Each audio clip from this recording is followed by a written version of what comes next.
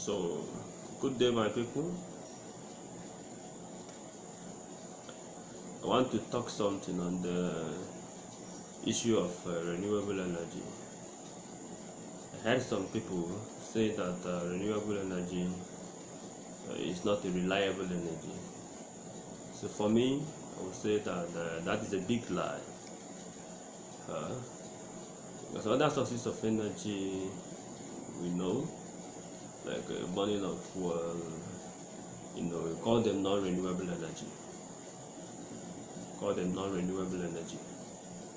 But renewable energy is a kind of energy you get from the nature, okay, and the sources of it is capable of replenishing itself after delivering the energy. So renewable energy is good. It's good. That brings us into solar energy. Some people are still talking about, some people are still, wondered how solar energy is being generated. So, but I'll just give a little aspect of solar energy generation. We're starting from the photon energy conversion to DC voltage generation, and from the panel where we establish unregulated DC bus bar, and to the controller, and after the controller we have a regulated DC bus bar. So, but before we talk all those things, we need to know that the solar energy originates from the sun itself. So somebody will say, what is happening? How is the energy generated from the sun? Energy is being generated from the sun as a result of what? Nuclear fusion that takes place at the core of the sun.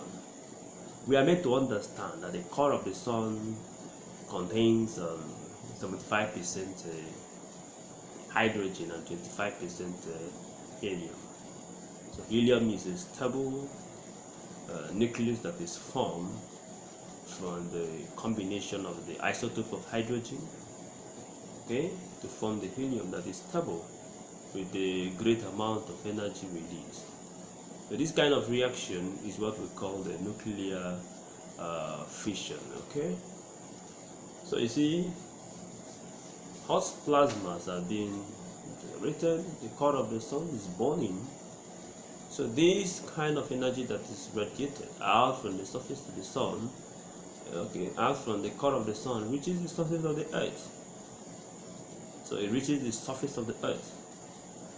So you now see that the energy that comes to the surface of the earth is what we use, okay, to generate the DC current, interfacing it with the solar panel.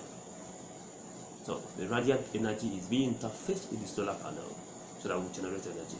Remember what we studied in our physics, where you talk about the maximum kinetic energy that is being generated equal to the Planck constant multiplied by the frequency of the incident radiation, subtracted or minus the work function of the material. So here the solar cell has the work function, because it's not all the rays that shine on it or shone on it that give that kind of energy. So that is what is there. So when the sun rays or this radiant energy from the sun reaches the earth's surface and they are incident on the solar PV module, then you see that they will accelerate electrons, okay, from the valency band of the semiconductor material that is used in production of the PV cell into what? Into the conduction band of the PV cell, which is the semiconductor itself. So when these electrons are being accelerated, there will be a narrow gap. So the valency band will come closer to the conduction band, and before you know what is going on, the potential gradient will be created. So the potential gradient that is created is what we now make or form interpolation of flow of current at the standard circuit of what? The PV module. When any load is connected, a DC current, a current with zero frequency, will be seen. So these are the processes of the generation of electricity. So with that, somebody can take the electricity into any other connection or any other way you want to use it. But with respect to time, or with time, we can still explain the planetary model of the atom, so that we know what happens in the atom itself, and also we know how the extrinsic semiconductor material is being produced, the conversion from intrinsic nature to extrinsic nature, where you have silicon, a tetravalent atom, and you have phosphorus, a pentavalent atom, and also boron, a trivalent atom, which is used in formation of p-type or n-type semiconductor material.